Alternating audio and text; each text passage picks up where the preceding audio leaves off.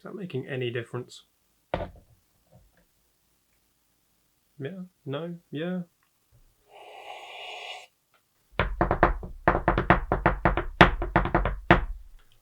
You remember how I said in the DJI Mini 2 video that I owned a Phantom 2 and it was massive and I hated using it? Oh, imagine carrying that through an airport. Look at it. It's monstrous. I mean, seriously. It's like night and day. That's a battery. It's what? Just a little bit smaller. It's heavier though, way heavier. And I think this was like 15 minutes of flight time. It's 37 in each one for this. And they're tiny. Crazy.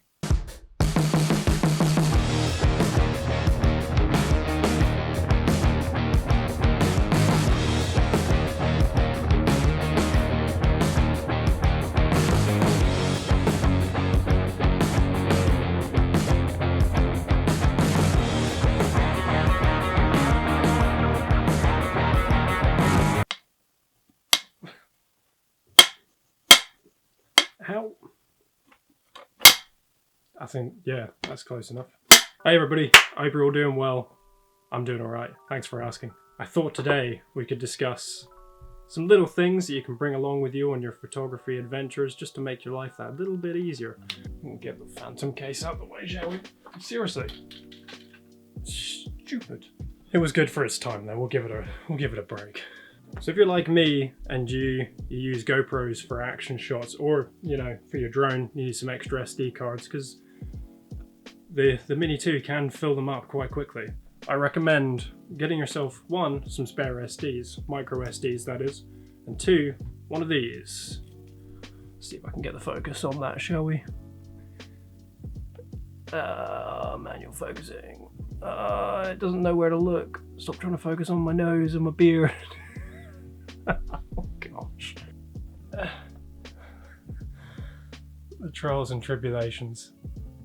I'll tell you what, some of you guys can help me with. I'm thinking about an R6 Mark II, but I'm also wondering if the spec sheet for the R5 Mark II is real, because if it is, I think I'll wait for that. So what do you think I should do? Leave a comment. Should I wait for the R5 Mark II or get the R6 Mark II? Because yeah, I need a new camera for this kind of thing.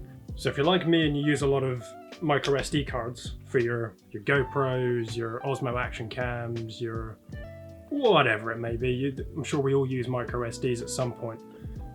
I would recommend one of these. Now, this is handy because one, this one in particular stores up to 8 of your micro SDs. They literally just slot in there safely. Nice and handy. And they click in as well, so you know they're not going to fall out. But then, and wallet. I'm not prepared for this one, am I? Wallet. Aha. True jargon. And then you're just gonna, the best part is it just into your wallet, bosh, done. Put it in your pocket, you're good to go. You're not gonna lose it. And if you do lose it, unlucky. Next up, something I always have with me is a little journal. I like to just write down my ideas as and when they come to me, because if you're like me, your brain is just constantly spitting them out, in which case you need somewhere to put them down. I've got so many ideas in here that just haven't been done yet, but they're there should I ever want them. So, photographer's journal, highly recommend. Next up, now this was a handy little thing given to me as I think it was a Christmas present a few years ago. But this little pen looking thing, I hope you can see it. I hope that's in focus enough that you can see what I'm showing you, because I don't want to try and rack the focus again. It's a nightmare. You unscrew the top, you've got a nice little felt tip there for brushing off your lens, and you've got a nice brush there that just takes all the dust, excess grit off of there nice and softly so that you're not damaging your lens. If you're on the fly on a shoot, you notice some dirt on your lens, you can just bust that out, give it a good little clean, you're good to go. Another thing everybody should have, filters. So you got your usual stuff here, you got your NDs, macro, Might be able to see that.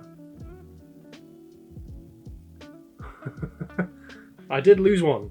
I lost one. If anyone finds it, please let me know. Neutral density filters, really handy for shooting in the daytime. Means you can lower your shutter speed, get a longer exposure.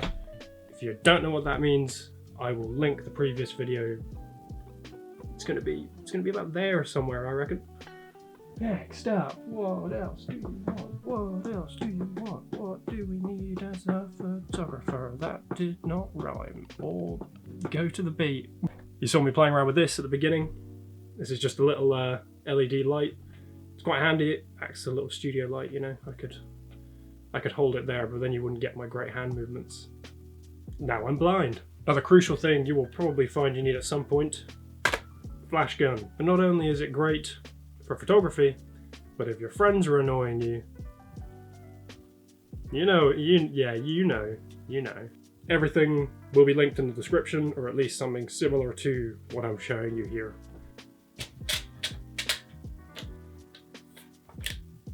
Tripod. Everybody needs a tripod. So you can buy these. These are quick release plates. So that will just slot into there. Well, it will go on the bottom of your camera, it'll slot into there. And then instead of having to screw the camera in every time, you can just quick release it. You're ready to shoot again, then pop it back on when you're ready to use the tripod. You can also buy universals. So I'm using a GorillaPod right now. You can get ones that work for your GorillaPod and a tripod, so you can just switch it around wherever you need to. Anything to make the process a bit more streamlined, hey? If, like me, you have relatively big hands, I recommend the battery grip, not only for longer battery life, because, you know, you stick 2 batteries in there, you're not going to run out throughout the day, but it also just adds that extra little bit onto the camera. For me, I just found the grip on the 5D Mark II was a little too small. You can see most of my hands hanging off there. So it's just nice to have that added security to it.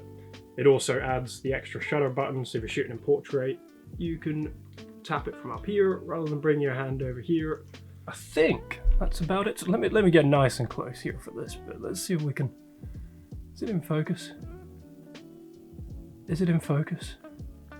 Camera? No, you're not. There we go. I tried to use my beard to focus it. That's usually a good metric. I think it's alright. It's flashing all kinds of stuff at me. I don't know what any of it means. Joel's got something called Magic Lantern installed on his camera. It's really cool, but I don't know what it means.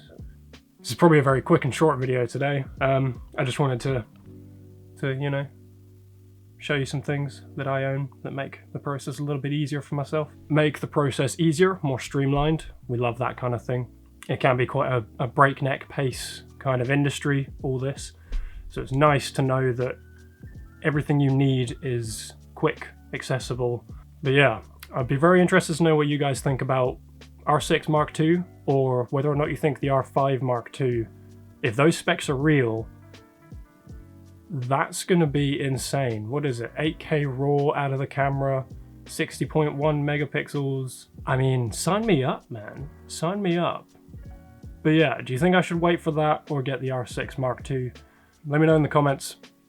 Be interested to know if you think that the R5 Mark II is actually going to be that good, or whether or not that's potentially an R1 kind of scenario. Because yeah, that's if it's at the same price as the R5 when that came out, that's going to be an insane piece of kit. Yeah, I hope you got some useful pointers out of this one. It was more just a touching base kind of video, really. I felt like making something.